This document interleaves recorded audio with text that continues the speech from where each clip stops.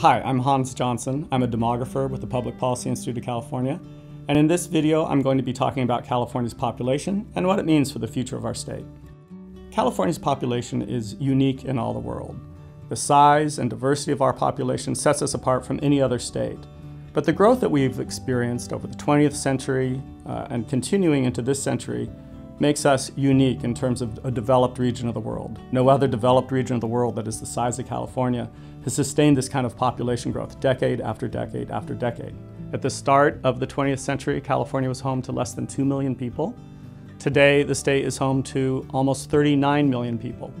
Now, having said that, our population growth has slowed considerably over the last dozen years, so that at the end of the 2010 census, we found that the state's population was not growing any faster than in the rest of the country, which meant for the first time ever that the census has been used to reapportion the House of Representatives, California did not gain any new members of Congress. Even though population growth in California has slowed, we're still a large state, so even small percents on a big number create large growth. We're averaging several 100,000 new residents each year. That's about 1,000 new residents each day. So we're still growing fairly rapidly in an absolute sense, just not on a percentage basis. California's population growth is both a response to economic opportunities in our state, but it also creates economic opportunities in California through increasing demand for services and products, and also through forging global connections in an economy that is increasingly worldwide.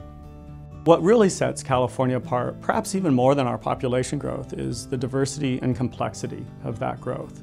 We are the leading state of destination for immigrants coming to the United States. But more than that, we have immigrants coming from dozens and dozens of different countries. The 2010 census counted at least 10,000 immigrants each from over 60 different countries, ranging from Mexico, the leading country of origin, all the way down to Tonga, a small South Pacific island that only has a little over 100,000 people in their own country. In 1970, non-Hispanic whites made up almost 80% of the state's population. By the time of the 2000 census, we found that no race or ethnic group constituted a majority of the state's population. Pretty soon, Latinos will surpass whites as the state's largest group, but still we will not have any single group constitute a majority of the state's population. From an immigration perspective, there has been, though, a really dramatic change that's occurred over the last dozen years.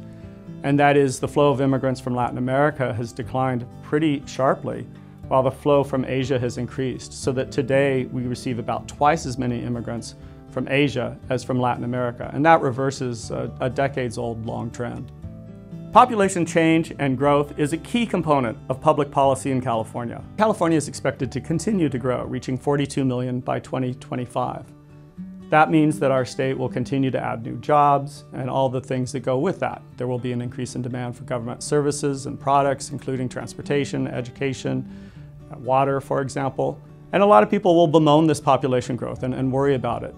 And certainly there are some valid concerns. But at the same time, it is a sign of our state's continued economic vitality and the desirability of our state as a place to live. One thing is certain, and that is that planning for the growth will optimize the effects of that growth for all Californians. Thank you for listening.